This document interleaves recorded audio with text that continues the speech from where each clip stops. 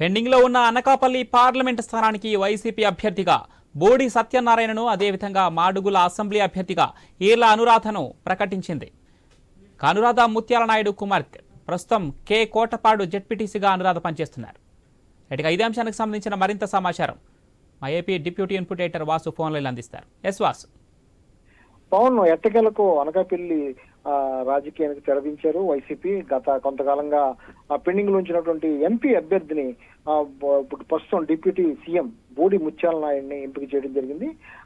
ఆయన కుమార్తెను అనురాధను మాడుగుల నియోజకవర్గం ఎమ్మెల్యే అభ్యర్థిగా ఎంపిక చేయడం జరిగింది. ఇంతవరకు కూడా ఈ రెండు నియోజకవర్గాలు కూడా పెండింగ్ పెట్టడం జరిగింది. 25 పార్లమెంట్ నియోజకవర్గాల్లో ఒక అనకాపల్లి మాత్రం పెండింగ్ పెట్టడం జరిగింది.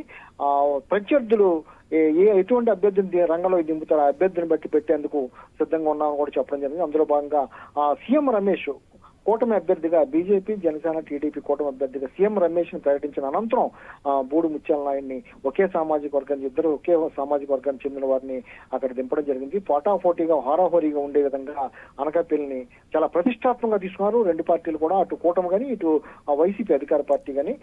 బోడి ముత్యాల నాయుడు గతంలో ఎమ్మెల్యేగా చేశారు, ఇప్పుడు డిప్యూటీ సీఎం గా కొనసాగుతున్నారు. ఈ నేపథ్యంలో ఆయన్ని అక్కడ నుంచి బరిలోకి దింపుతున్నారు, ఎంపీ అభ్యర్థిగా బరిలోకి దింపుతున్నారు. ఆయన కుమార్తె అనురాధన అయితే మాడుగుల నుంచి పోటీ చేసేందుకు సన్నద్ధం చేస్తున్నారు.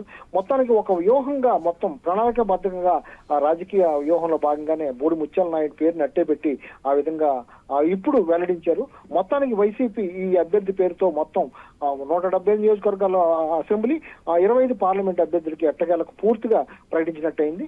అదేవిధంగా అనకాపల్లి నుంచి కూటమి అభ్యర్థి కూడా సీఎం రమేష్ కూడా ఇప్పటికే గ్రౌండ్ వర్క్ చేసుకుని మొత్తం హోర్డింగ్లు అయితేనే మొత్తం ఆయన ప్రచారం అయితే ప్రారంభించుకున్నారు.